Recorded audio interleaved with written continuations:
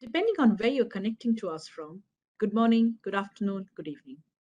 It is my great pleasure on behalf of Carney to welcome you to the 2022 UK International Women's Day Forum, which is sponsored by Stanley Black& Decker, UPS, and the Bank of Ireland UK.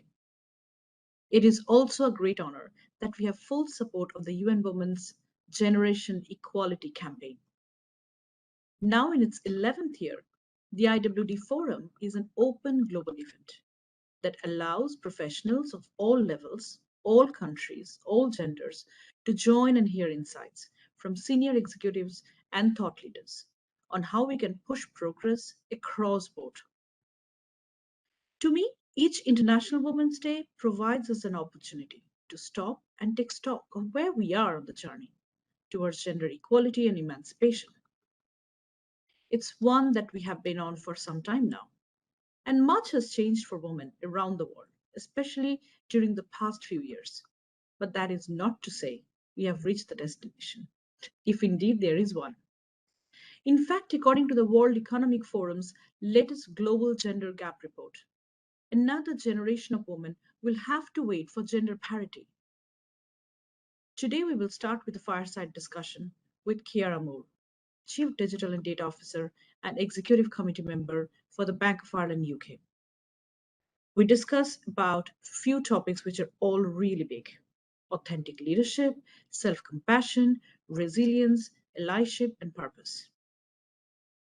Following this, we have a discussion on candid conversations, the reality of the different experiences and expressions.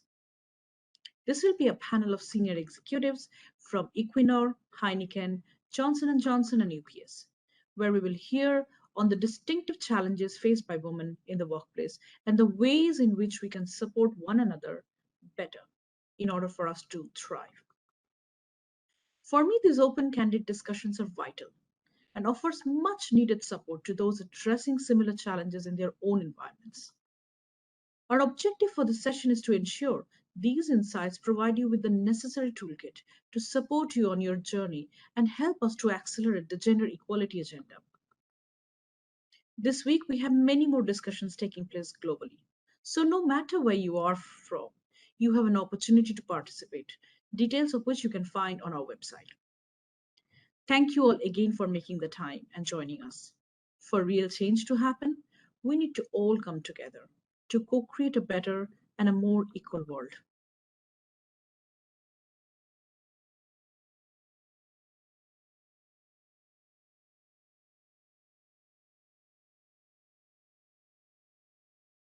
Good afternoon, everyone, and thanks for joining us today on the fireside chat for the UK International Women's Day. I would now like to welcome Ciara Moore, Chief Digital and Data Officer for Bank of Ireland UK. Beyond the impressive title that she holds, let me also introduce Ciara properly. She's Irish, which means she's strong, resilient, opinionated, and passionate. Yes, all of that in one person. And I'm incredibly impressed how she never fails to see opportunities among challenging times. She talks about equality and equity in the same breath. She's a passionate champion for inclusion and diversity for Bank of Ireland and an exec sponsor of the With Pride Network for Bank of Ireland UK.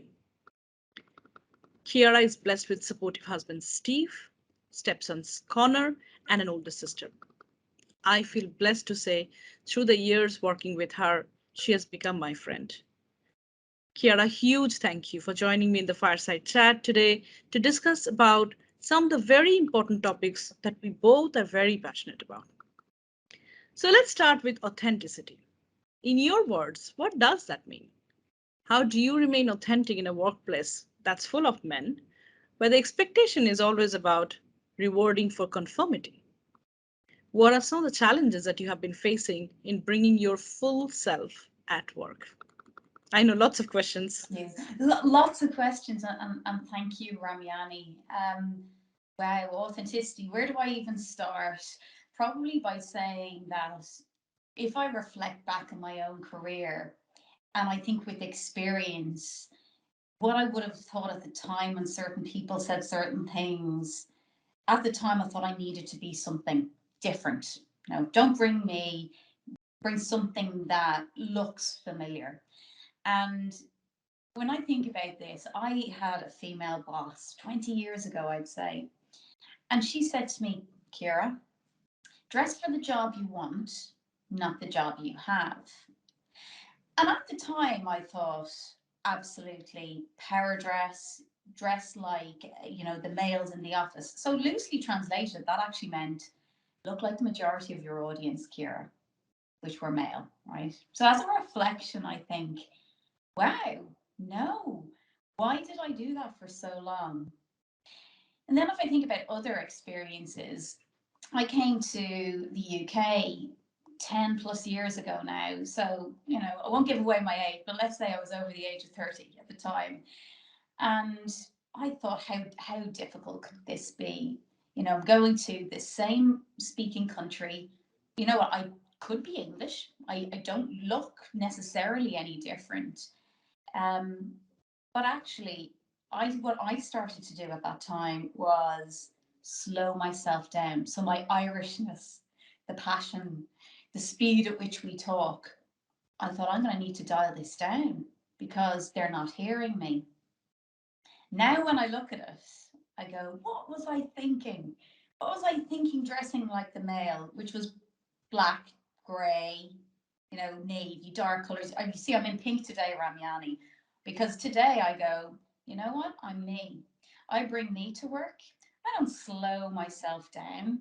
I don't take away the passion that I have because then that wouldn't be me. So experience has taught me and confidence has taught me actually be you. Bring you to work every day. And that's really liberating because instead of this pretense, why try and be something different? I can't. It's so much effort. Imagine just being free enough to go in and be accepted for who you are. And being quite frank with you, if people don't accept what they say, that's their problem. Don't change yourself because others put something on you. So, well, authenticity is a big one, and look, I can probably share a personal story with you. Which is, again, if I think about coming to the UK in my 30s and now I'm over 40, I won't divulge the age I am. But I did something incredibly personal a number of years ago in Bank of Ireland. We had a World Mental Health Day, and at the time, only one person knew that I had gone on an IVF journey, and it wasn't successful. And she said to me, Ciara, is there any chance, as a senior leader in this organization, would you do a conversation with somebody on World Mental Health Day? It would be broadcast to circa 10,000 people across our Bank of Ireland group, and it would be your story. And I had two reactions to that. The first one was, no way. Imagine people knowing me, knowing all of me, seeing potentially an emotional Ciara. And we all know women are emotional, according to everybody. Why would I want to be emotional? Why would I put myself out there? Why would I be vulnerable and do it? And it was the decision I made was to do it. And it was the most liberating, empowering thing I could have ever done. I spoke to somebody for, it must have been about 45 minutes, and he asked me to share my story. And I'm not going to lie, I got emotional because guess what? It was an emotional journey for me. And here I was, and I thought, I'm just being me. I can't hide this because this is something that really means something to me. And what really struck me after that event was so many people I had never met, people I never worked with, in a branch in the west of Ireland, somebody in the corporate office in Dublin, somebody in Belfast, somebody in Bristol, somebody in London. I was inundated with emails. And actually, I was inundated with emails from male people, males as well as females. And the essence of all of that was, wow, I've been going through that. And it's really nice to hear that you have spoken about it and have removed, or are at least trying to remove, some of the stigma. I had others, some wonderful male colleagues, who reached out and went, either they said, "Well done, Ciara, we never knew that about you. How brave you are." And some who said, "It's really good to hear this because my wife has been going through it." And I went away from that day and I thought, why did so many people reach out? And for me, that's because I was authentic. There was no barrier, Ramyani. It all came down. And from that, I've learned. And during that story, what I shared was, I didn't tell my line manager I was going through this. Imagine mid to late 30s going through this. What would they think of me? What would they say? Would it be career limiting? There she is. She's a female, wants children. Is she really into a career? And now I reflect and I go, for anybody going on a journey like that, you know what? You've more support than you think. Find that good line manager. It mightn't be your line manager necessarily. Find that good leader and confide in them. And if they are in any way good or an ally to you, they will not only support you, Yeah, but will make sure it doesn't hinder your progress in the future. So my big learning is, bring all of you, and don't apologize for it. that is so, so inspiring, Kiara. Because if you don't bring all of you, the rest are all taken. And when you bring all of yourself, you are at your best, right? The way you talked about the emotional journey that you went through in IVF, I think it shows to me your real strength, your courage, your character. And I think that's the most important thing to take away, right? But how do you exercise in this whole thing, whole process of, authentic leadership, self-compassion and resilience in the face of these challenges? It's difficult, but what I would say to everybody is, surround yourself with a good network of people. And look, Ramyani, you're one of those people. I've gone through significant challenges in the last year because guess what? Life is challenging, work can be challenging. Surrounding yourself with people who are like minded or actually quite different to challenge your thinking. Hmm. Because in order to be resilient, I think what you need to do is you need to balance your emotions. Hmm. So what I tend to do is, if I have a number of calls with people, and let's be honest, we have people in life who are not the most optimistic and not the most opportunistic. So you might come off calls and you think, oh my goodness, how am I going to get through this? Is it really worth it? Find that network and find that one or two people. Find that one person you can pick up the phone to. And you know what? Again, be yourself. Just say, am I losing my mind? Ramyani, you've heard me a number of times. Ramyani, am I losing my mind? Or am I thinking the wrong way? Should I be thinking differently? And actually having supporters who are saying, no, Ciara, rally on, keep doing what you're doing, face it head on, do all of that. So network is absolutely critical. Make sure the network is definitely there. And then the other thing I would say about resilience is, and anyone who knows me knows, first of all, probably don't come to me if I haven't eaten my breakfast. That's a very important one, right? But the second one is, if I have some really big challenges, go out into the fresh air, exercise. Running is my thing, and the amount of time when I'm running, it's not to take a break away. It's actually to help me process my thinking. Yeah. And when I come back, I've actually got a clarity of thought. My body is actually exercised. That's a side benefit, but actually Hmm. mentally, I'm ready. I'm ready for the next challenge. And I've worked it through in my head and I've problem solved. So I would say, get good people on your side, reliable people, trustworthy people. Don't divulge everything to everybody. Find those one or two people who truly have your back. And then, you know what, when things get tough, go out, get a different perspective, look outside, exercise, walk if that's your thing, yoga if that's your thing. But I do believe in actually moving the body it just helps. Helps. Yeah. Mm. I think what you are talking about essentially, if I reflect on the two things that's standing up out, is that one, have the network that not just criticizes you, have a network that shows you the mirror, but in the process lifts you up, celebrates you, embraces you fully, right? So critical to have, and it's so difficult to get the right one, though, right, in this world. And the second thing is find your thing. It can be running or anything, but find your thing that enables you to take a step back from the problem Mhm. and have a bigger perspective to the problem. Thank you. And I think that's both are very good takeaways, right? In a world where stress is the new name of our jobs. Absolutely. And Ramyani, as I think about it as well, I think, we have within us, we need to educate people, Yeah, right? So as we go through these challenges, educate others, male and female. exactly. Because Talk actually, about it. that's it. Because some of the challenges that occur, I dare say, are not intended.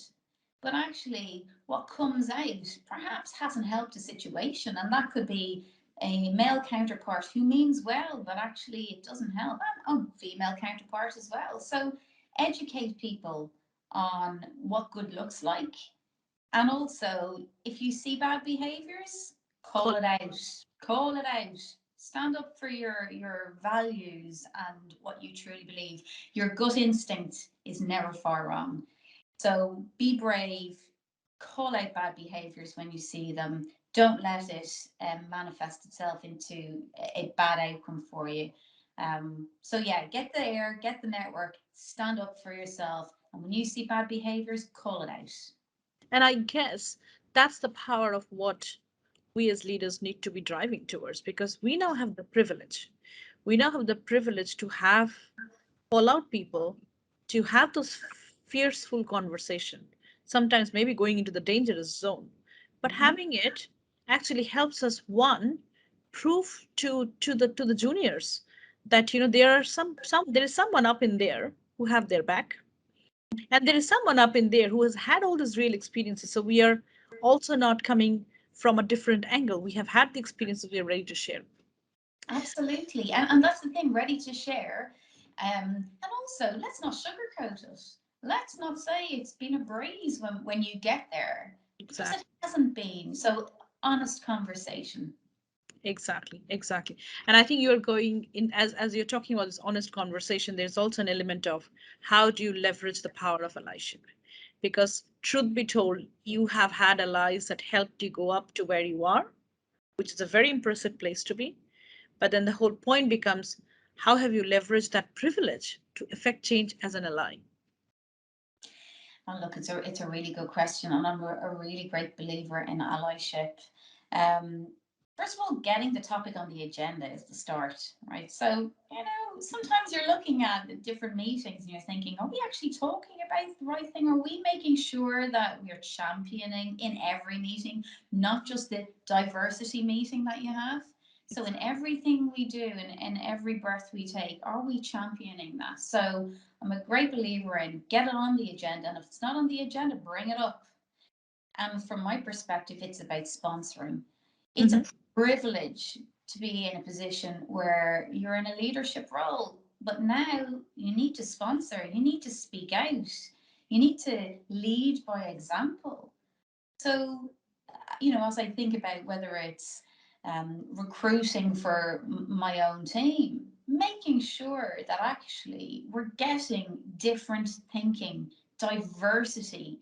And only when you do that and you take action, people then start to take you seriously. Because why would they if you haven't already done that? Yeah, So, great exactly. believer in that. I'm also a great believer in, irrespective of what company we work for, surely we should be reflective of our customer base. Our customer base isn't all male, isn't all female and pale. It's a mixture of diversity. It's a full extent of diversity. So actually, are we recruiting, and are our management teams and everybody within our area, does that look and feel and think Does that team look, think, and feel the way our customers do? Because if we don't, how are we supposed to know what our customers truly want? Because after all, if we don't have our customers, we don't have a business. So I'm a great believer in making sure that actually we reflect the customers we are serving, and customers, they're diverse. Yeah. So therefore we should be.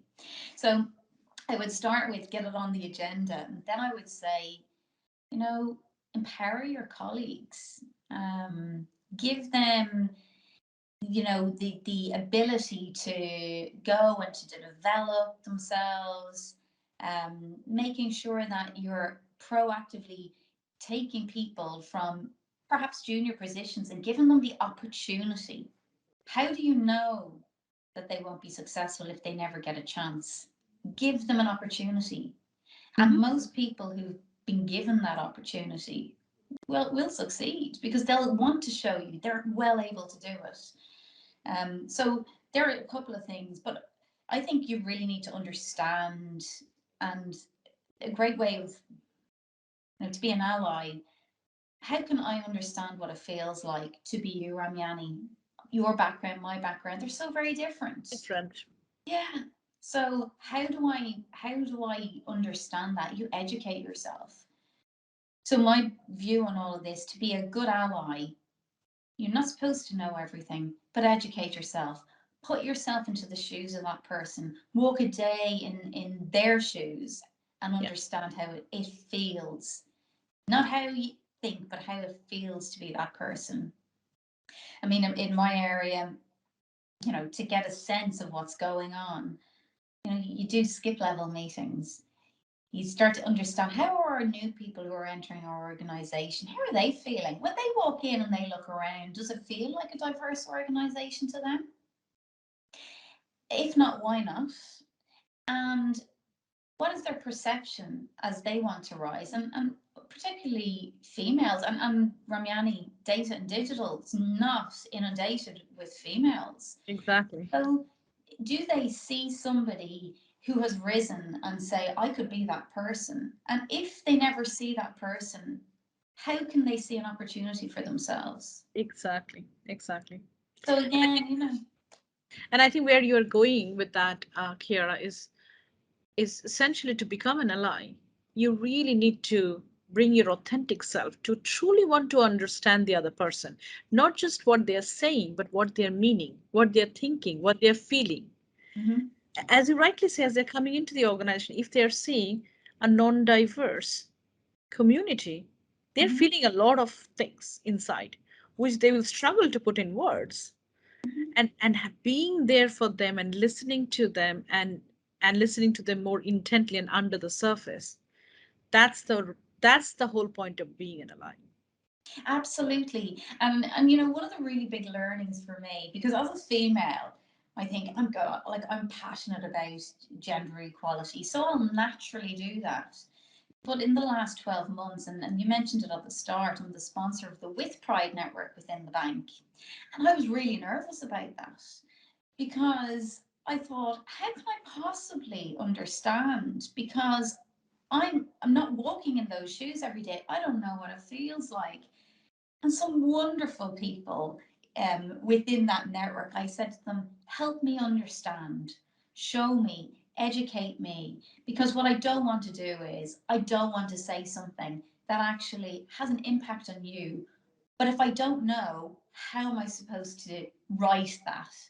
Um, and wonderful people learn so much. And again, I think if in doubt, walk a day, an hour, a minute in somebody else's shoes, and don't proclaim to know how it feels, but seek to understand.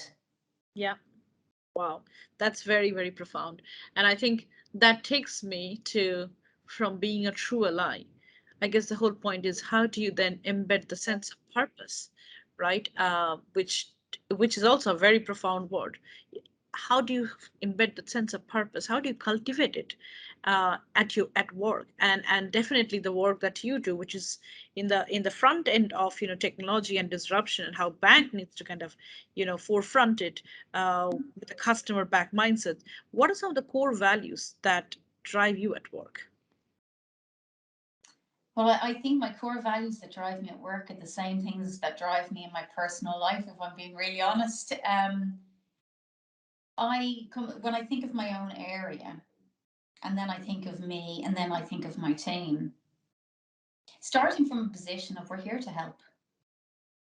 If we're in this data and digital world, everybody wants data, right? They want the insight, they want to know, they want to predict, they want to see what's happening in our customer base, how might we serve them better. Digital, how can we make the experience better for our customers? So the purpose I'm trying to embed within my own team is we are here to help. We have skills and capabilities to best support our different areas of the bank and ultimately support really good customer outcomes. Mhm. So we're here to help.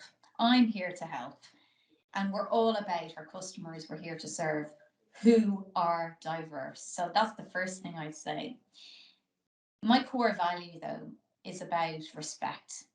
And my mother always said to me, Ciara, treat people like you'd like to be treated. Really simple. And you know, it holds true. No matter what happens, if you can sleep at night and in your gut you know you've treated somebody the right way, guess what? That's been a good day. So it's something that I absolutely instill and try and instill in myself, my personal life, and my work life. And by the way, Ramiani, I don't always get it right because guess Exactly. what? We're human. Exactly. And we are work in progress, and we are learning every day. And the fact that if you can feel on that one night that I have not done wrong to anybody, then essentially you get a good sleep too. Completely, completely. And you know, when I look at my working week, the best the best time in my week is when I'm talking to people, when I'm actually developing people. So yeah, delivering the work is really important and I'm all about delivery, but actually supporting the development of others. It is my purpose in life. If I can help somebody else, because without people who are like that with me, without them having that purpose, I wouldn't be where I am today. So for me, Absolutely. it's a core value. You've risen because people have supported you. In turn, pay that back. Pay that back. Absolutely. Yeah. Pay it back, pay it forward, pay it Yeah. upwards, and as you grow up, make sure you bring five people with you, right? Mm-hmm. Mm-hmm. So, you know what, Kira, with you, I can always talk for hours, right? Thank you so, so much for No problem. sharing your personal stories on authenticity, or personal Mhm. stories on allyship, and how you exercise it, and how you bring simplicity in the way you run both yourself and your team. Um, so now bringing all these core values together and moving to the International Women's Day 2022, I feel each year it provides us an opportunity to stop and take stock of where we are in the journey towards the gender emancipation and equality. While much has changed for women around the world, I feel that we are still not reached the destination. And if you look at the World Economic Forum's latest Global Gender Gap report, it says we need to wait another generation of women for the gender parity through COVID. So it's quite shocking, and it just makes my heart really sad because we keep Mhm. talking about parity, we keep talking about equality, and we are only our whole destination keeps changing. Now, as a passionate leader, and I have seen you operate every day, day in and out, what are the 2 to 3 things that you would urge leaders across organizations to take from this conversation so those are simple, but they can act on it? I would probably say that acting is the key point here, acting on something. And in that context, again, speaking for myself, the reason I have been given the opportunities I have is because people, I used to say people took a chance. It wasn't a chance. They knew I was going to deliver. I just needed the opportunity. So act. As male leaders, as female leaders, we all have a responsibility to give opportunities to people who may not be fully ready, but give our females a chance. And I am convinced you give a female a chance, maybe not all the time, Ramiani, but 99% of the time. Yeah. you won't be let down. Because what we need to do as females is we tend to need to double down our efforts to get further. You'll get double the effort. So act, seek out your female talent at the lower grades and make sure they are rising. And if they're not rising, why is that the case? Exactly. Exactly. And I think so the point about action, right? Move away from intent, move to action, right? Because intent has always been there. And I think we have definitely moved the needle from intent. But if you're not acting fast enough, this is not even the world we want to live in, where we don't believe that equality is at play day in, day out. So, Absolutely. yeah, Absolutely. And actually, Ramyani, on that line of you give a female an opportunity and they will double down. If you don't mind, I have a really good book of sayings, and there's one saying in here. It says, a strong woman looks a challenge dead in the eye and gives it a wink. Give a woman a chance, give her the challenge. Let's just see how she succeeds. as always, you always impress me. Thank you so much for this thoughtful and reflective chat. As I said before, right, we can go on and on.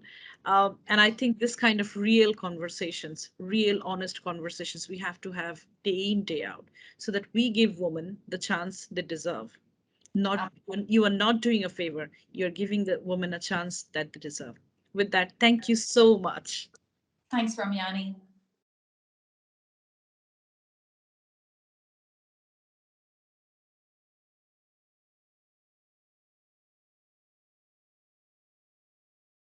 Fantastic. Okay. Hi to everyone. Thank you all for agreeing to be part of this panel. And I just want to start by saying, as much as we hoped it would be an in-person panel this year, it's actually been quite fortunate now that we get to hear from this brilliant array of voices from so many diverse locations. So we have the UK represented, Belgium represented, we have the Netherlands, we have Norway, and it's a cross-section from across Europe. And I'm incredibly delighted. And I will let you all introduce yourselves in a moment, but just to say how fortunate I feel to be curating this panel.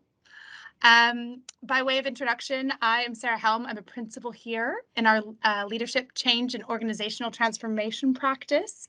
But as well, I'm a very proud and long-term leader, both at our unit level and our European level of our gender ERG, which we call the Gender Alliance and Inclusion Network, as well as one of our global organizers for this fantastic International Women's Day event. I have the privilege of being your panel moderator today, which is probably my favorite role of being able to do this, because this is what it's all about. We're going to do a kind of quick round of introductions, but why don't I go ahead and start with you, Stacey, and then I'll introduce our panel after that and the topics. Wonderful, Sarah. Thank you so much. Great to be with all of you. And yes, what representation across the European continent. It's great. So I'm Stacey Tank. I am a Heineken boomerang. I'm with Heineken now for coming up on 2 years this spring, but I joined the company originally in 2012 and then I went into retail in North America in the interim. Spent the first 10 years of my career at GE. And importantly for this panel, I am married to my fabulous husband, Trevor, and have 2 boys that are 12 and 7, and having a European adventure with them, moving continents for the first time a couple of years ago during the pandemic. So, and I suppose I should mention, Sarah, you said transformation. That's what I do too. I'm the Chief Transformation Officer, helping us write our next growth chapter with our strategy we call Evergreen, which is about continuous renewal. Fabulous. Wonderful. Divya, do you want to go next for us? Yeah, sure. So, hi, I'm Divya Sachdev, and I work for UPS, United Parcel Service. So I'm heading up their IT, international small package, healthcare and supply chain solutions divisions.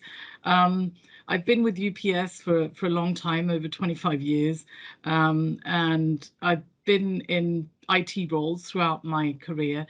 This is my 11th one.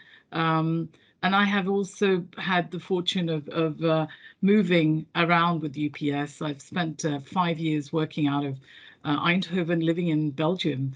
Now I'm based in London.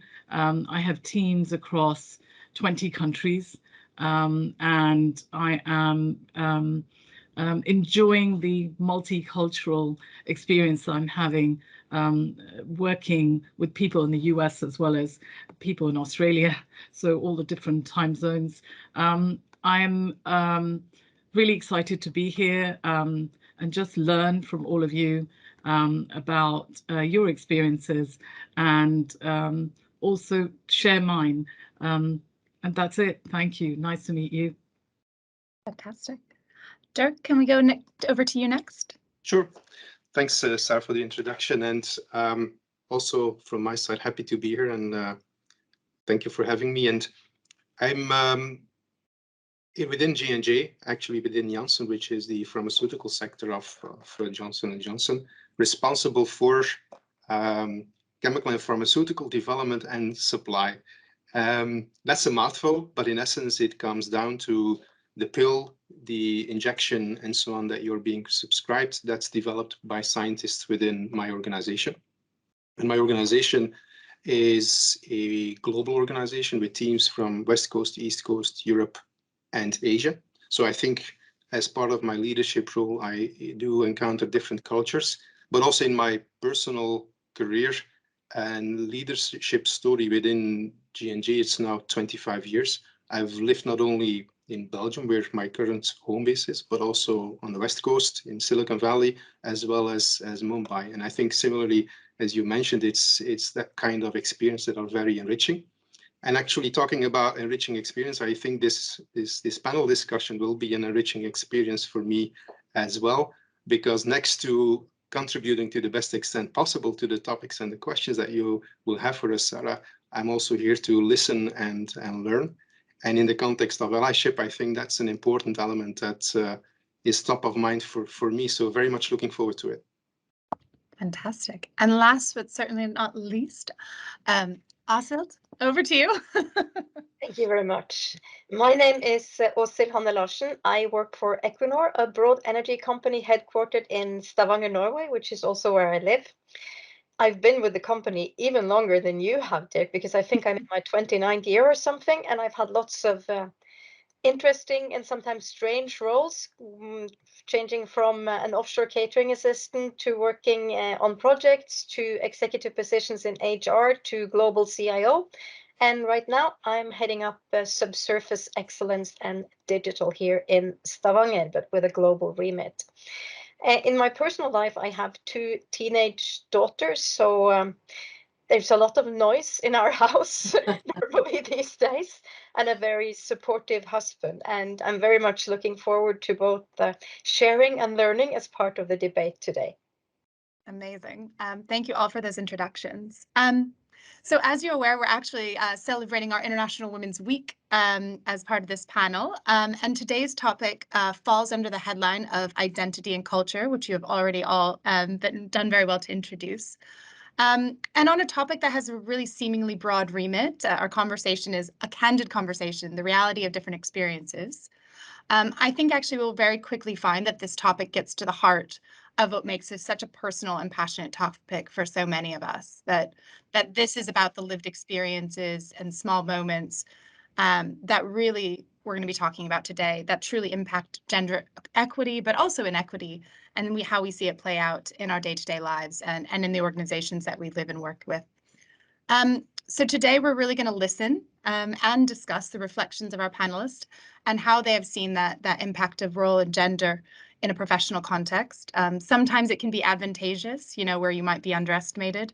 I think sometimes it can be a bit destabilizing for when you're the only one in the room, and I'm sure a couple of individuals have had that experience.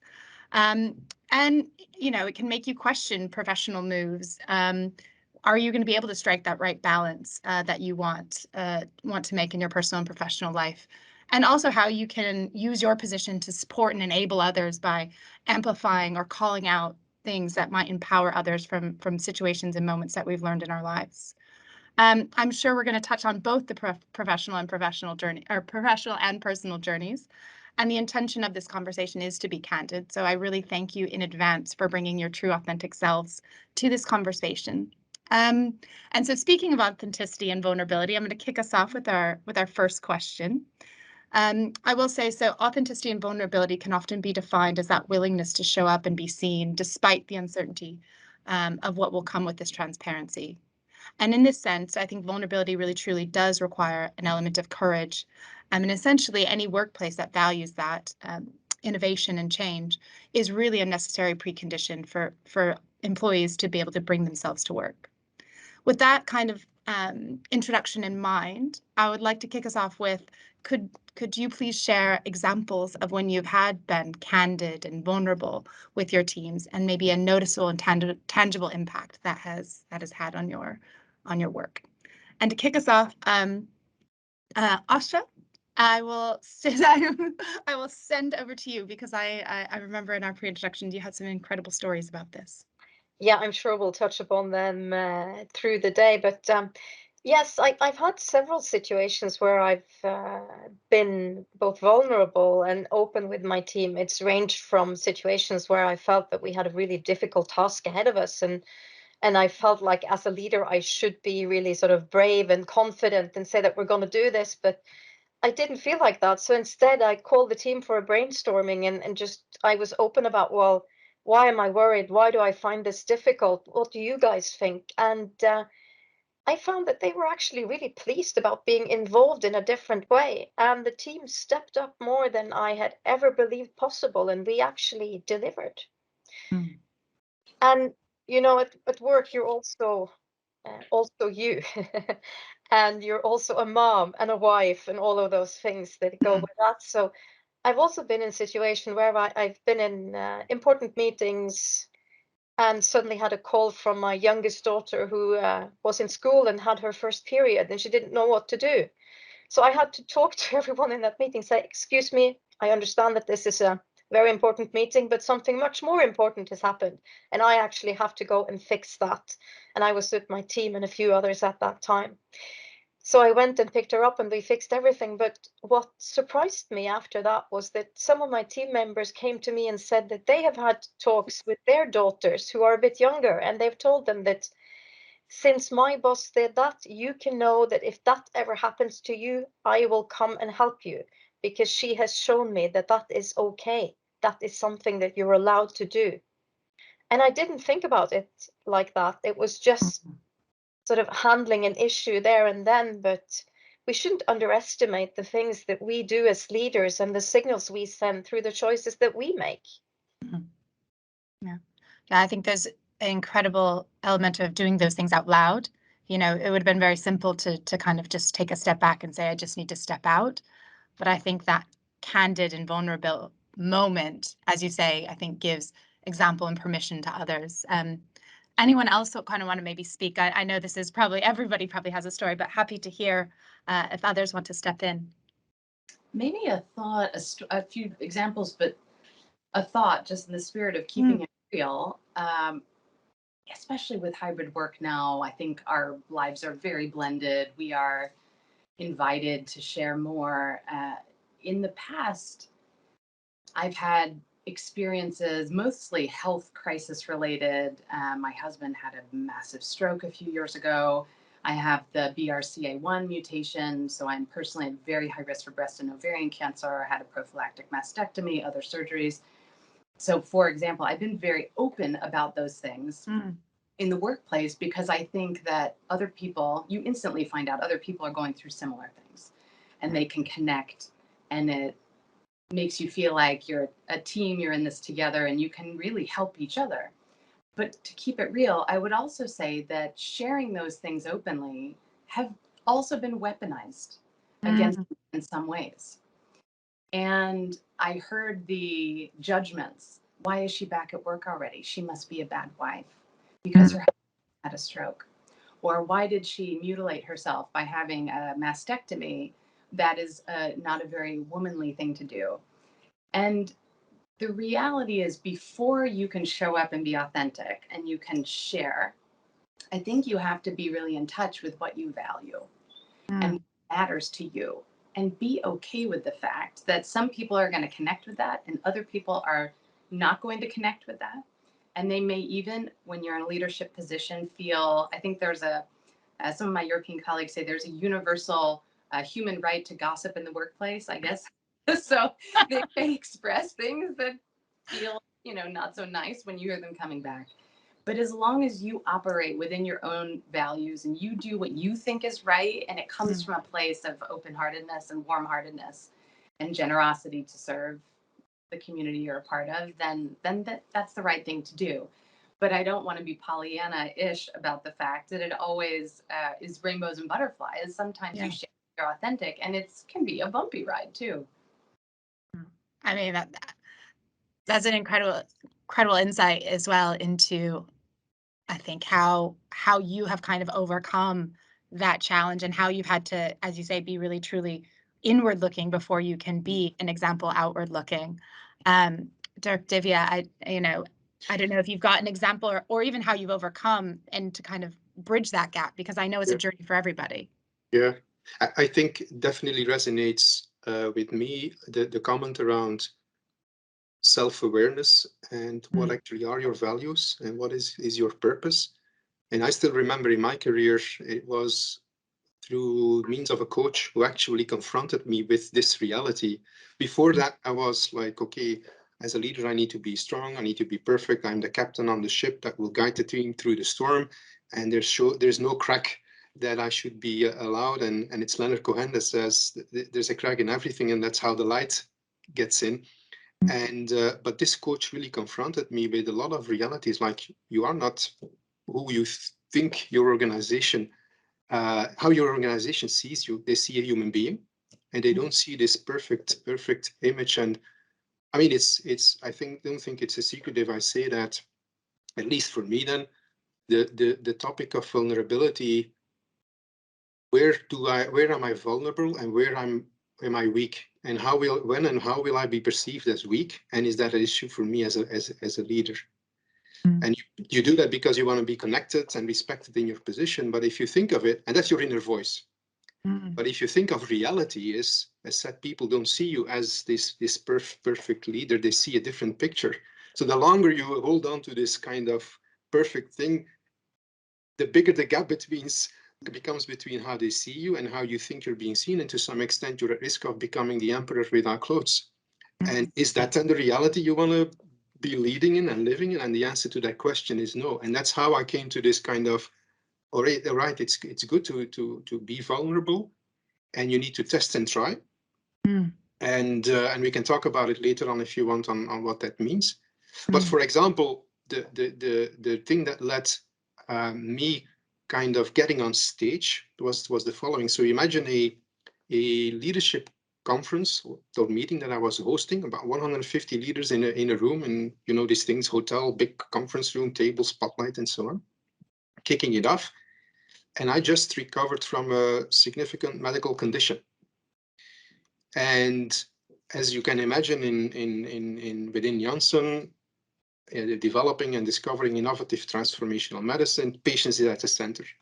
And my story was suddenly I became the patient myself. So from leading a group that develops medicines for patients worldwide, I became a patient with all the uncertainty, the emotions, the stress that come with it, in the middle of the night being hospitalized, like wondering what on earth is going to happen. And now it sounds maybe very straightforward, but in that moment, it was really emotional roller coaster for me to go through that and to actually share this with my colleagues. The result is, however, it triggered the discussion within the team around purpose. Why are we here? What actually is it that drives us and comes to work? I started to meet people that, in essence, I would never have talked to before, because I touched on a different topic and they were interested to follow up. And we had genuine conversations in a different way than we would have had if I would have kicked it off in a traditional way. So I think I would encourage, and it doesn't have to be that big, I would encourage everybody to try it and see what happens, because you're going to step into a reality that is different from what you've experienced before. So true, so true. I mean, I really do relate to what you just talked about, Dirk. And I also went through a kind of self-awareness journey. I grew up in the late 80s, 90s, and I watched Margaret Thatcher, her kind of Iron Lady persona. And I felt that a female leader at the time, I felt it she has to act that way to be successful.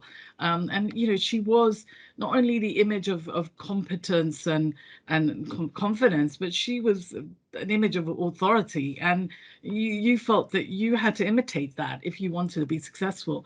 And I think over time, as I switched from roles of managerial to starting to be a leader, I did realize that you really don't need to have answers to everything. You know, I also realized that that openness and honesty with your, you know, about your beliefs, about your values, but also about your mistakes. That helps you, you know, gain that connection with your people, and they trust you, and they really feel genuinely understood and valued. And for me, that was the kind of evolution, I guess, of my manager to leadership working life. So That's such an interesting reflection, Divya. I just feel that it feels like we all sort of start out with this preconceived notion of what a leader should be like, and how a leader behaves and looks. And that just is so wrong, because it makes it a little bit scary, in fact, to try to just break the mold and be yourself. yeah, yep, But it sounds like all of us have been on a journey where we've sort of gone through that, and we're there now. But I just remember spending so much time on and energy in my early career on doing things right, rather than thinking about what were the right things. And at one point, I came to the realization that, God, I spend so much time and energy on this job, and 30% of it is spent on trying to be someone I'm probably not. So why am I wasting time on trying to be something that I'm not? And I actually felt that that realization was pretty liberating. Like you said, Stacey, it's not a recipe for instant popularity always, but I feel that, and I feel that more and more actually, that people today are not motivated by sort of the corporate talk, the messaging. They're motivated by real stories from authentic leaders who are not afraid to show who they are, with flaws and all. So that really resonated with me. Thank you for sharing that.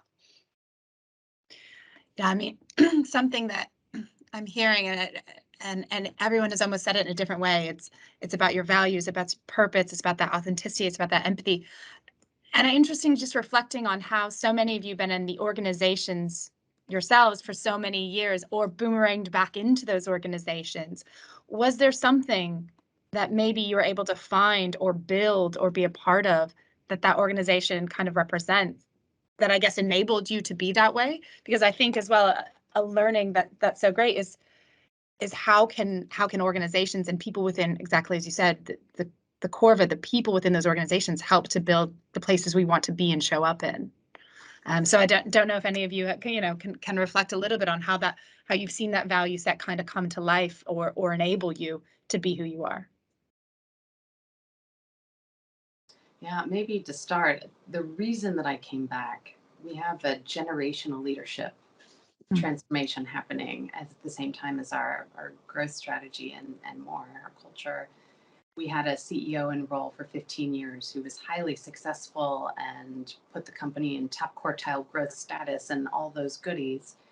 And then, as with anything, at 15 years, CEO tenure is a very long time. It was time for the next generation. And 9 of 11 of our executive committee members are new as of June, the spring of 2020. And we know that to stand on the shoulders of what's been built in the past and to future-proof the company and stretch us into this next chapter, it requires a lot of different things. It requires us to think differently about consumers, customers, technology, all the obvious things.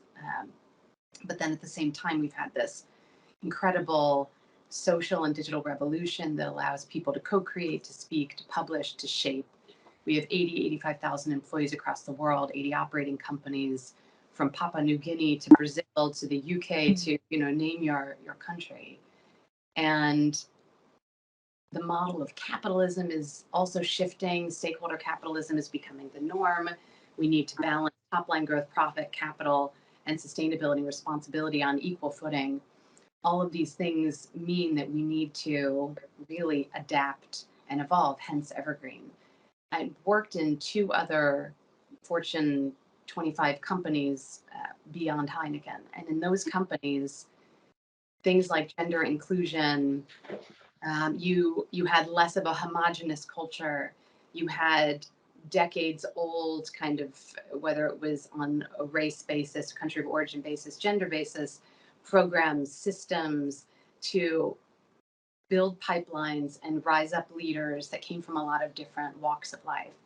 And in Heineken, I would say that to be very self-aware, we're earlier in that journey. And yet are deeply committed and starting to find our legs in how we shift, whether it's equal pay for equal work, whether it's just gender inclusion. Let's talk about the largest minority, which is women in business, where we have doubled our rate from 11% in senior leadership to now in the low 20s and rising, to set our first ever gender representation goals to 40% by 2030 on the way to gender parity. But we're just not there yet. It's earlier in the journey. But that's why I came back, to be part of this next chapter, to bring some of the things that I've seen work or not work in other places, and to hopefully serve in this part of the Heineken journey and get us where we aspire to go. Yeah, I think there's something in that. I think sometimes people aren't as honest about where they're starting and some of those challenges, but it is kind of saying, like, warts and all, like, this is where we're at, and being able to be kind of, and only in that are you able to listen and learn from others. So I don't know if others have kind of seen or had moments within their own organizations where they've seen being honest about some of those limitations has enabled them to kind of move forward.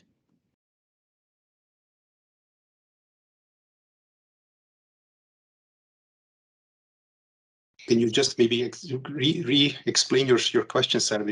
Yeah, no, of course. Yeah, no, I think it's just a reflection and kind of maybe picking up what Stacey said, where if you're honest about that 11%, it's only from that kind of base where you can say, look, we have an issue, we have a gender equity issue, we have something that we're going to work on.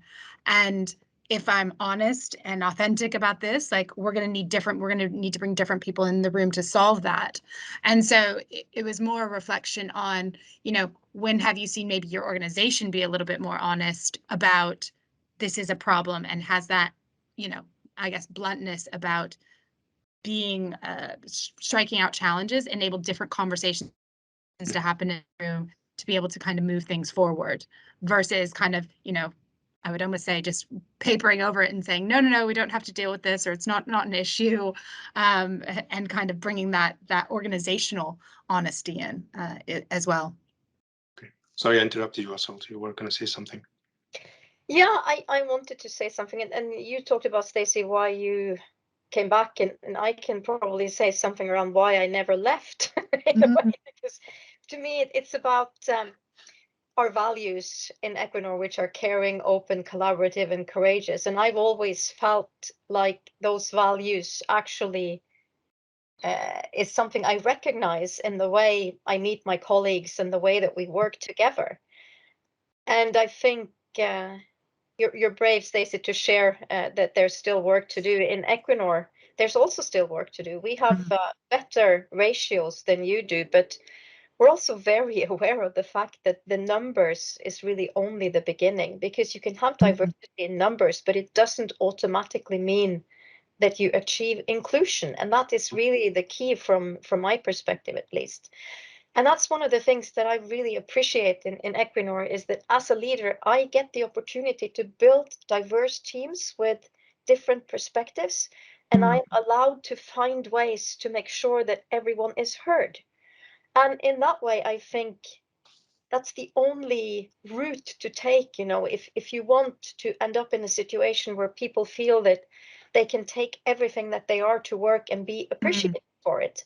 And we're not there yet, but I think it starts with us as leaders just showing the way and showing not only vulnerability and empathy, but also a genuine interest in the lives of the people that work for us, because that really sets the tone in an organization and in a team. Yeah, I agree. And we're UPS is an old company, established in 1907. So, and we also have a long time UPSers, and we've, Stacey, had a similar situation of a real kind of change and turnover at exec leadership level. Not only Carol, but we have a lot of newcomers who've come to UPS, and I think for us, what I've seen more and more in the last few years has been we're actively listening and soliciting perspectives. I think I've seen more.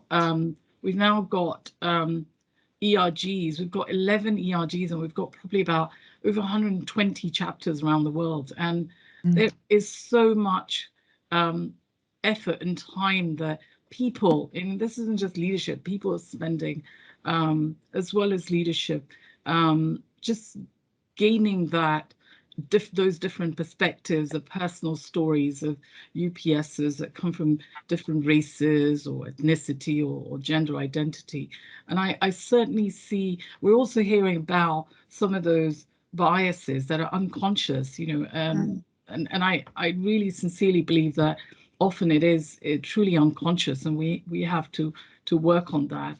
But certainly from the perspective of listening and sharing, what I'm also seeing, and I'm a true believer of that, is that we need to have that active dialogue, and we're having that, and we need to allow people to not only learn from each other, but also unlearn and relearn. When it comes to diversity, gender, culture, and ethnicity. I'm finding that myself. I have an 18-year-old, and we have a huge amount of work to do as parents in really learning her perspective, her views, especially around gender and gender fluidity, are very different to ours.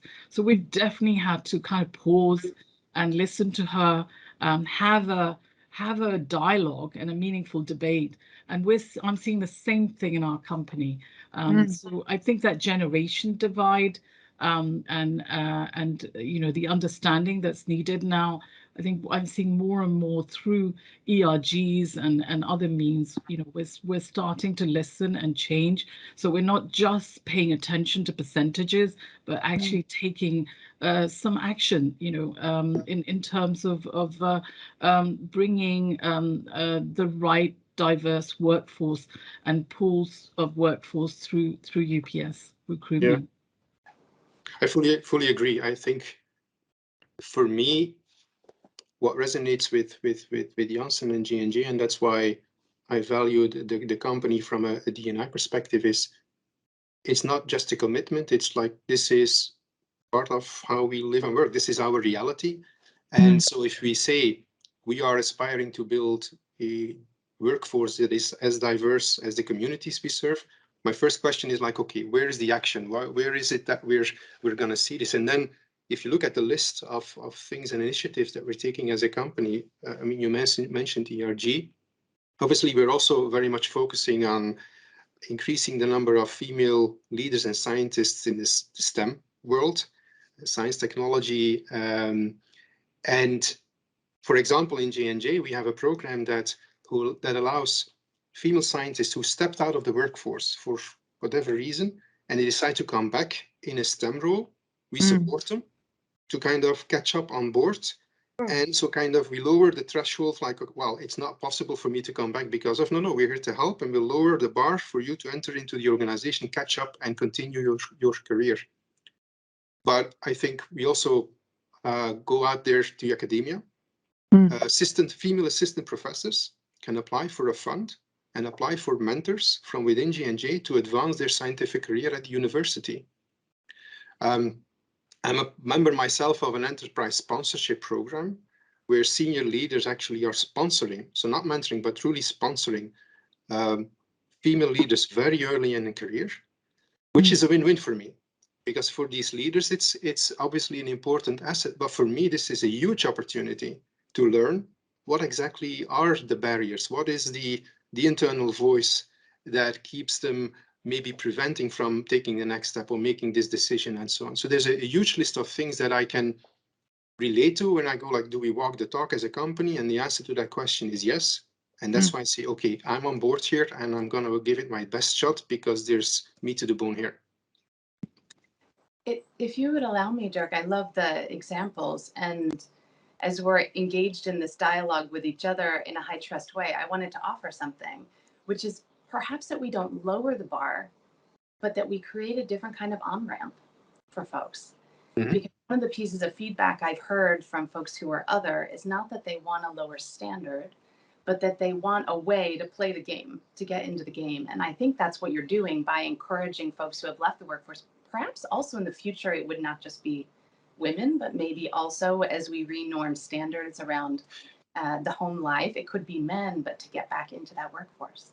Yeah, and maybe you're right, Stacey. And maybe lowering the bar was not what actually I meant in terms of lowering standards, but it's if people are doubting whether it's even feasible to join the company and come back to the workforce and continue their career, we go like we are here to help you to make that step, but we definitely are lowering standards for the sake of lowering standards. That's not the point. But you're right. Thank you for pointing that out.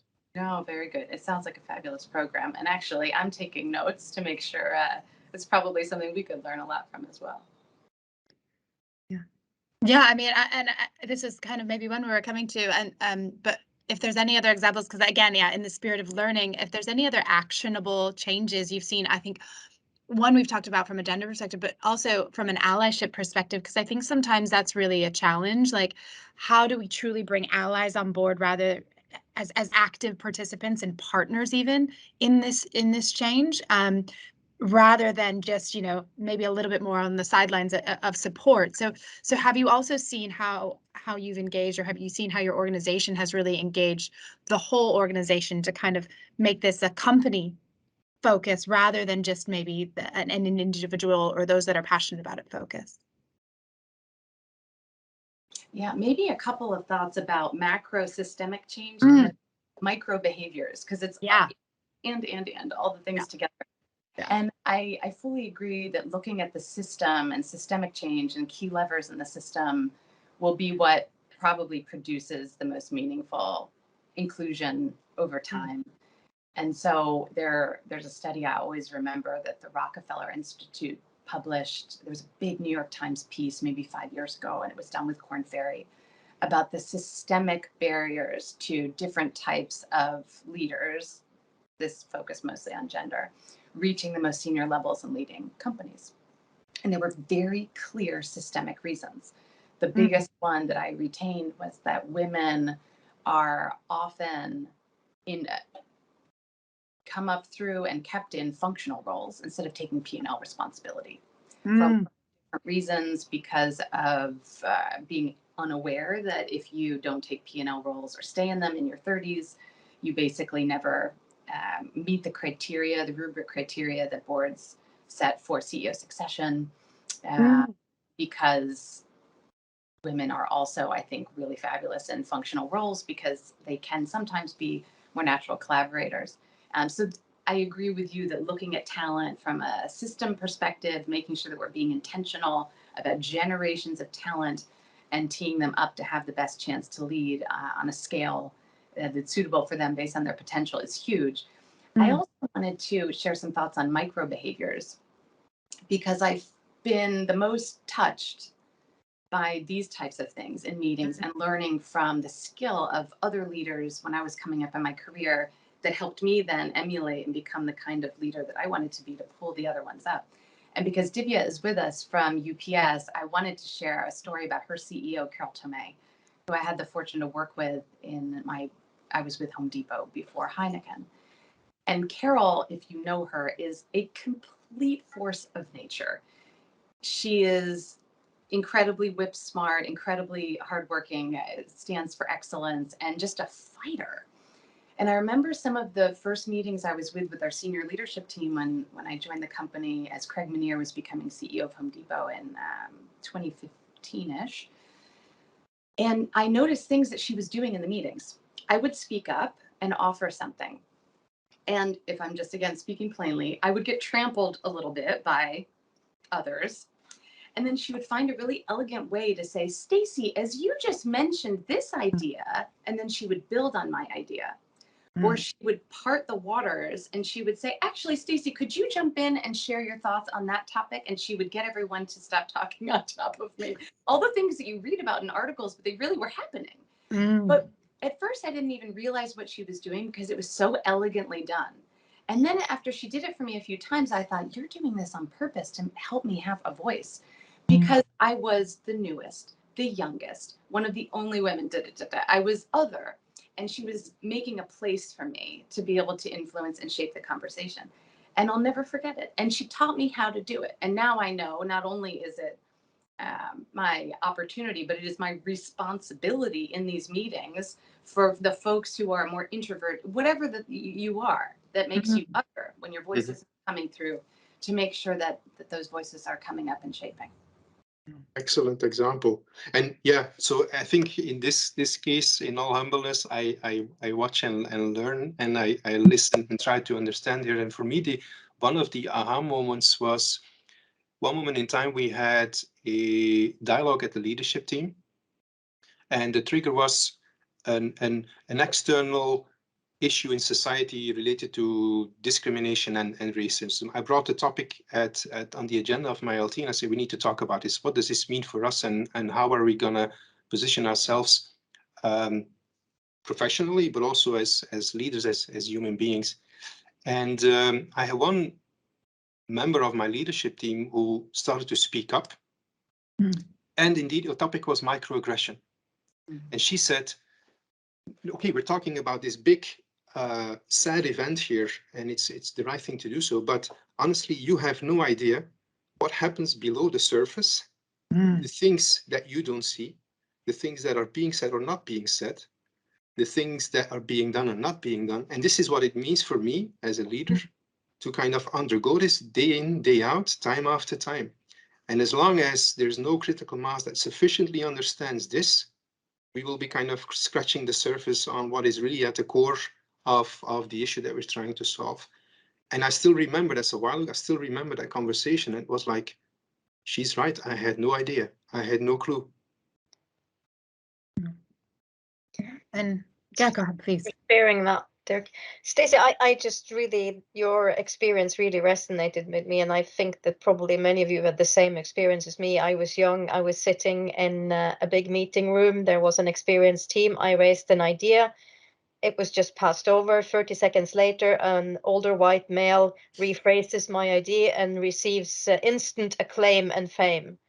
And it just felt so crappy because no one stood up for me in that meeting and went back and said, well, great, but let's thank Åshild for coming with this idea initially, and let's do this or do that. So that experience is one of those, you know, those defining moments that has stayed with me ever since, and that has driven me to try to do what happened in your example, to point out those things, to try to give people a voice in meetings, because I don't want to have young women or trans persons or whatever they are that make them sort of stand out, get the feeling that I had in that meeting, that I was not respected. My view was not listened to.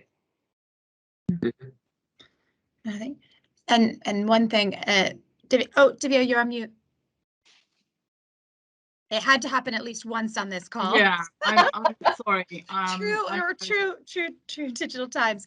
But I was going to say, I was actually going to say, I think you actually talked about how this actually can change over a career, because I think it's also heartening to hear that even if you don't feel like you're in a position in that one moment, that can change. And actually the evolution, you can look to others to be this and help for this, and then you can learn that muscle to do yourself. But Divya, did you want to say something on that? I just wanted to say that one of the things we hear a lot about from Carol, this is one of the things she says, which is we are better when everyone is included. So that what you just said to me, to us, Stacey, is so true. And definitely she's making a mark, and we all feel it. And it's all our we have a responsibility to make sure that everyone is heard and included. So it's a great share. Thank you. Yeah, I think for me the feedback from each of you on this panel reconfirms that the first step for for me and my colleagues is to accept our white male privilege, and from that point open a dialogue to understand others' perspectives and bring diversity into that thought. Because as long as we don't accept that, somebody told me, Dirk, you may personally totally condemn and be against all these inequities that you see related to race, gender, and so on, but you should never forget that you are part of the tribe that actually is at the root cause of what we just, and as long as you don't kind of accept that you are part of it, even independent of your personal view, it's going to be difficult to actually be part of the change. And that resonated with me very much so. Yeah. Yeah, and you know, one other thing I wanted to add, and I'm a bit old-fashioned when it comes to how I see leadership. I see it as an exercise of ego suppression. We're living in this kind of age where tribes of followers are, you know, built around these personal identities, and I believe that we must lead with humility and compassion, and then, you know, that serve our people. And I think part of that role is to ensure that people feel included. Yeah, and I think, if I may, and then I'll hand it back over to you, Sarah, but this is a topic that is so close to my heart and mind here, is that if male leaders step in as, okay, I'm part of the allyship and so on, we should do it for the right reasons. We don't need people to step in there to rescue and save female leaders from all the bad things. You need to do it for the right reasons. And if you do it, you will see that it's a win-win situation for all of us. And it's not a topic of polarization. And I think that's kind of a dialogue that is worthwhile having in every company and every team, because as long as we don't address these misunderstandings, we're maybe having people with good intents, but still the wrong outcome. It's fantastic. And as you say, I mean, I could listen to, I'm aware we're coming up against time, but I could listen, and I'm sure we could continue this conversation. I'll kind of say 1 to 2 things, and then I'll say if there's any final comments, please, that any burning things. But what and it's been such a joy to listen to this, but is the lesson we do just really truly need to listen. Like, it needs to start from a position of listening, empathy, understanding, all of that. That recognition of privilege really does come from understanding what your position is in comparison to all those others, and be that in a position of starting in your career or as a leader in a place.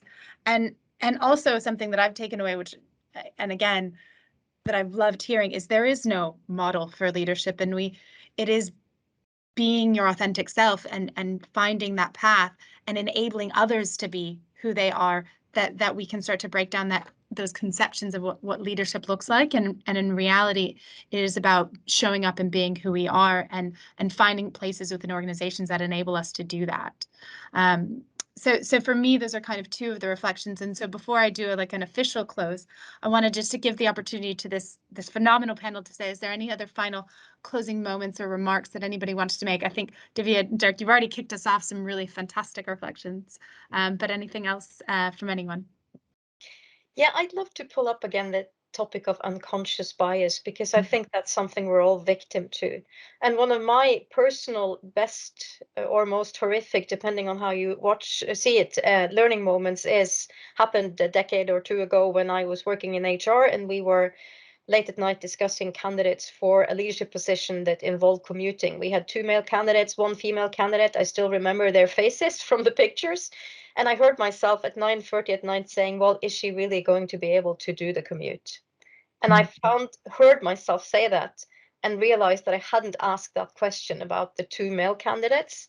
And I just died a little bit inside. But at the same time, I keep going back to that moment, because that became such a powerful learning moment for me. So instead of sort of being ashamed of the mistakes we make and the biases we uncover in ourselves, we should use them, share them, and try to learn, because it's moments like that that really change you. Ever since, I've taken every opportunity I can in discussions like that to make sure that bias like that does not happen. So there is something here about trying to to learn and mitigate and be open to listening to others' experience and learning from them. Fantastic. Yeah. And being willing to be honest about those mistakes and learning moments. Yeah. Incredible. Stacey, any final comments from you? Sure. Yeah. Sarah, thank you for creating this space for us. I think part of what we have the opportunity to do as humans living in this time on this topic or other polarizing topics is to have the real conversation and to stay in dialogue with each other and to listen deeply. Because sometimes we go, ooh, too scary, ooh, cancel culture, I'm going to get myself into trouble. And we don't lean in and have a real conversation. And it's a privilege to have been with all of you for the hour. And I really appreciate that we had a very real discussion. And I think good things will come from it. Yeah, perfect. I just need to follow up quickly from that, because the Please. polarization issue, it's really close to my heart to sort of say that this is not about one gender winning. This is about creating equality for everyone, regardless of gender or sexual orientation or origin or whatever. Just making sure that everyone has an even playing field. So we should stop trying to polarize this issue and focus on the benefit for all. Yeah. 100%. I mean, again, like I said, thank you for that. And I think this conversation, I could stay on the call with you guys for hours, but aware everyone has other things to get onto. So if you'll give me just 1 minute, I'll close this out kind of more holistically from the whole session, and just, again, taking a moment to say thank you all. Thank you for the time. Thank you for the honesty. Thank you for all the stories you shared here today. And it is for me that these open and candid conversations are vital to support the way that we address gender equity, and really look at as a net positive in enabling us to change the workplaces that we work with, and change also just the culture and environment in which we exist in day to day, because the personal is the professional.